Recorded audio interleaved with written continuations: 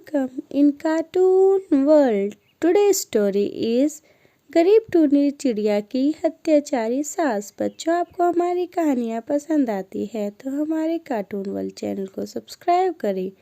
एक समय की बात है, सुंदरवन नाम के जंगल में एक सुषमा नाम की औरत अपने घर में रहा करती थी और वह बहुत गुस्सा और खड़ूस औरत थी। पूरे जंगल में उसके बारे में चर्चा होती रहती थी। दूसरी तरफ एक गरीब टूनी चिड़िया थी जिसके माँ बाप उसके बचपन में ही गुजर गए थे और वह मेहनत करके अपना घर चला रही थी।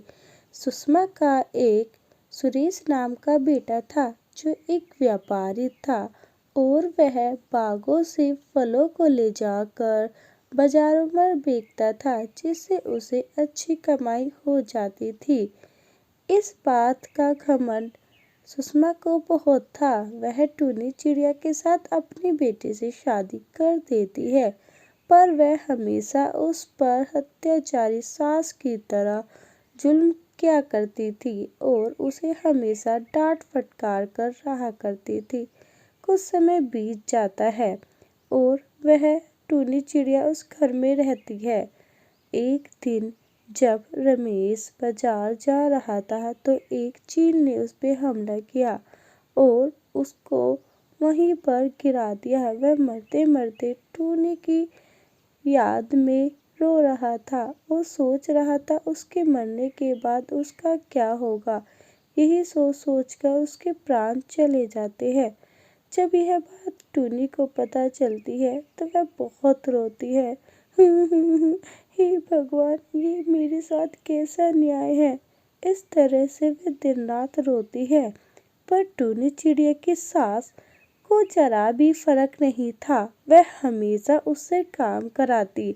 अरे ओ टूनी, मैंने क्या तुझे फोकट में रोटी खाने के लिए अपने बेटे के साथ ब्याया था? जाकर कुछ काम कर। माँ जी, मैं क्या काम करूँ? अच्छा, महारानी जी को मुझे ही बताना होगा। जाकर बाजार जा और मेरे लिए कुछ खाने के लिए लेकर आ। घर में दाना नहीं है। ठीक है माँ जी, जैसे आप कहती है। इतना कहकर टूनी चिड़िया दूर गांव से जाकर मटके में थोड़ा सा दूध इकट्ठा कर कर लाती है। वह काफी दूर चली गई थी, जिसकी वजह से आते आते शाम हो गई। जब वह घर पहुंचती है, न जाने ये महारानी कहाँ चली गई है। पूरे दिन से मैं भूख से व्याकुल हूँ और इसका पता नहीं। माँ जी, मैं काफी दूर चली गई थी, आसपास कुछ खाने के लिए नहीं था। हाँ, बहाने तो तैयार ही है, अब जल्दी से कुछ खाने को दे दे। वह गटागट सारी चीजें खा जाती है और टूनी ऐसे ही रह जाती है। टूनी के 2 प्यारे प्यारे अंडे थे जिनकी वह पूरे दिन देखभाल भी करती और अपने पति की याद में रोती।